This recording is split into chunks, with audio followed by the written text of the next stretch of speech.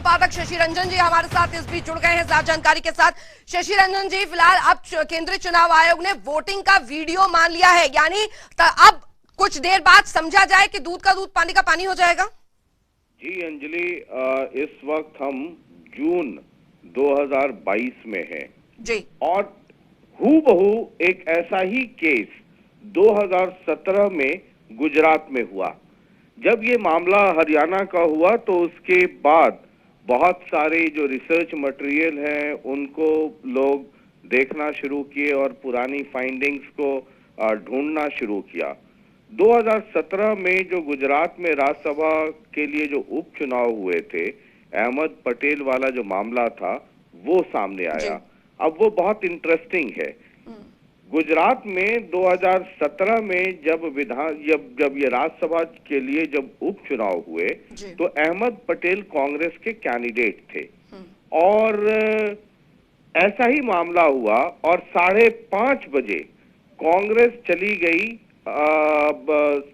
CEC में, यानी कि मुख्य चुनाव आयुक्त के पास, सेंट्रल इलेक्शन कमीशन के पास, और तब एक डेलीगेशन गया था जिसमें रणदीप सिंह सुरजेवाला और आरपीएन सिंह गए कांग्रेस की तरफ से 5:30 बजे। और ये तारीख भी मैं बताता हूं आपको, ये था 8 अगस्त 2017। ये दोनों गए और इन्होंने कहा कि जो रिटर्निंग ऑफिसर हैं वो न्याय नहीं कर रहे हैं। और तब कांग्रेस का गुजरात में आरोप था कि दो लोगों ने जो मापदंड है, जो गोपनीयता के जो मापदंड है उसका वायलेशन किया है।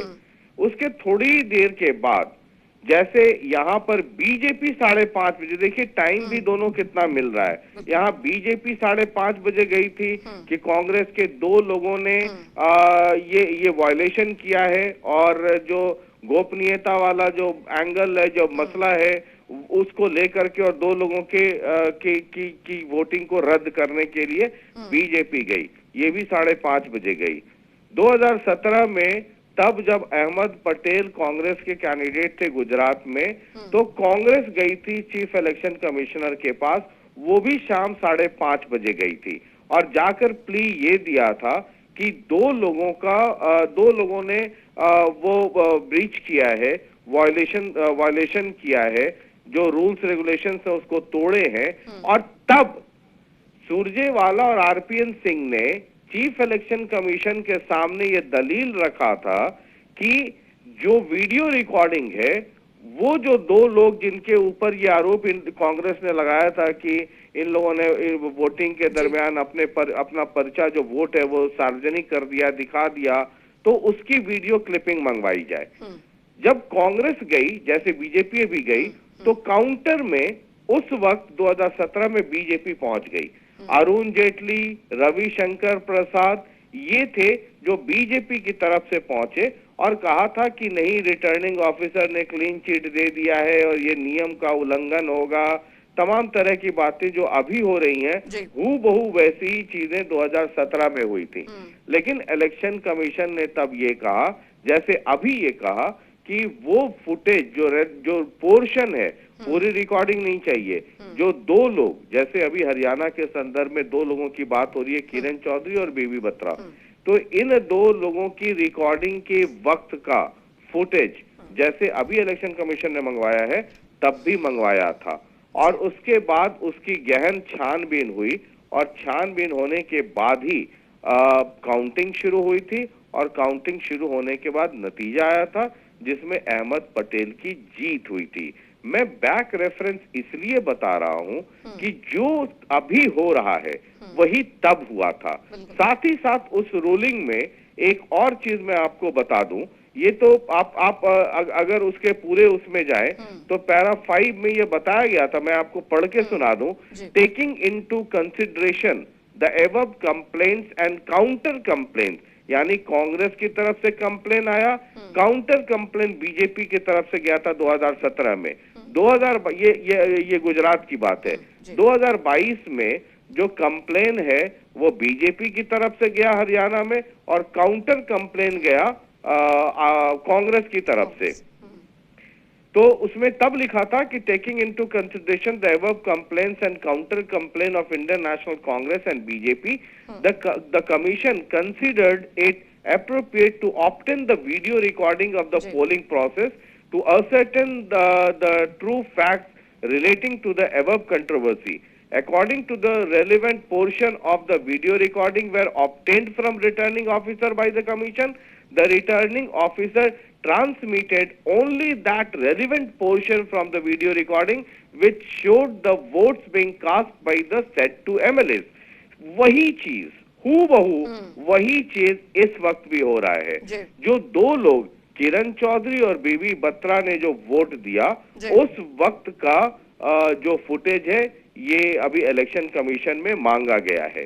अब मैं साथ साथ आपको ये भी बता दूं कि अजय माकन ने कुछ देर पहले ट्वीट किया और ट्वीट कर करके एक फोटो लगाया है जिसमें रिटर्निंग ऑफिसर की मोहर है 10/6/2022 और आर.के. नांदल का सिग्नेचर है और उसमें ये लिखा हुआ है, वो जो सर्टिफिकेट है, I have seen the videography very carefully and found that there is no breach of privacy और secrecy of ballot paper, hence the application is rejected. ये उस एप्लीकेशन के संदर्भ में ये रिटर्निंग ऑफिसर का ऑर्डर है जिसमें बीजेपी के जो कैंडिडेट हैं और जो इंडिपेंडेंट कैंडिडेट हैं उन्होंने आरओ को मौखिक भी कहा और उसके बाद लिखित भी दिया था और रिटर्निंग ऑफिसर ने उसके जवाब में उसे खारिज करते हुए ये नोट लिखा। अजय माकन ने इसको ट्वीट किया है। अब मामला क्या है कि कई लोग ये कह रहे हैं कि काउंटिंग रुकी हुई है, काउंटिंग रुकी हुई है।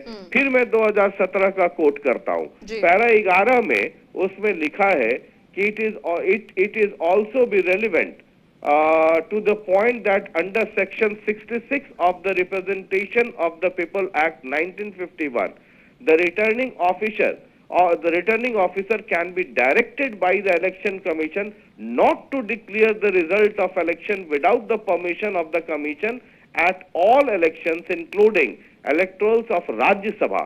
यानी कि जो इलेक्शन कमीशन है, चीफ इलेक्शन कमीशन, ये relevant point section 66 of the representation of people act 1951 के तहत इलेक्शन कमीशन रिटर्निंग ऑफिसर को यह आदेश दे सकता है कि बिना उसके परमिशन का आप रिजल्ट डिक्लेयर नहीं करेंगे।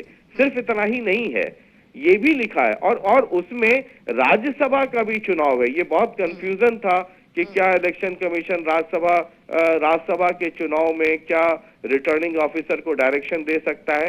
तो ये 2017 का जो चुनाव आयोग का जजमेंट है या जो डॉक्यूमेंट्स है उस आधार पे मैं सिर्फ जानकारी साझा कर रहा हूं।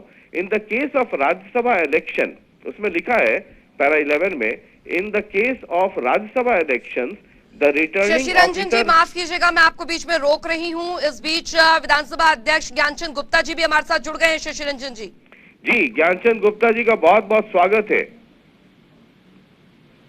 आवाज आ रही है गुप्ता जी आपको? ज्ञानचंद गुप्ता जी बहुत बहुत स्वागत है। आवाज मिल रही है सर आपको? अंजलि एक बार चेक बिल्कुल मैं कोशिश करूंगी सर, क्योंकि शायद वो अभी हमारे साथ जुड़े थे, लेकिन ऐसी जानकारी मुझे दी गई है, लेकिन कोशिश हम करेंगे। जी, अपनी बात पूरी कीजिए। तो फिर ये मैं आगे बता रहा हूं कि in the case of Rajya Sabha election the returning officer has to send a report to the election commission after the close of poll. यानी कि राज्यसभा चुनाव के संदर्भ में ये कहा गया है कि रिटर्निंग ऑफिसर को एक रिपोर्ट भेजनी होती है इलेक्शन कमीशन को जब पोलिंग पूरी हो जाती है। जैसे 4 बजे आर.के. नांदल साहब ने इलेक्शन कमीशन को एक रिपोर्ट भेजी होगी कि भाई यहाँ पे पोलिंग खत्म हो गई है, इतने लोगों ने वोट दिया है, और उसके बाद जो ये रिपोर्ट भेजी जाती है उसके बाद seeking permission to commence the counting of the vote. यानी कि नॉर्मल केस में भी काउंटिंग के लिए जो रिटर्निंग ऑफिसर है राज्यसभा चुनाव के केस में वो परमिशन मांगते हैं चुनाव आयोग से। उसी में पैरा 11 में ही लिखा है, further he has to again seek permission of the commission. Returning officer को दोबारा फिर इलेक्शन कमीशन से परमिशन मांगना पड़ता है to declare the result after the counting of the vote has been completed. These instructions of the commission has been issued, keeping in view the provision of said section 66.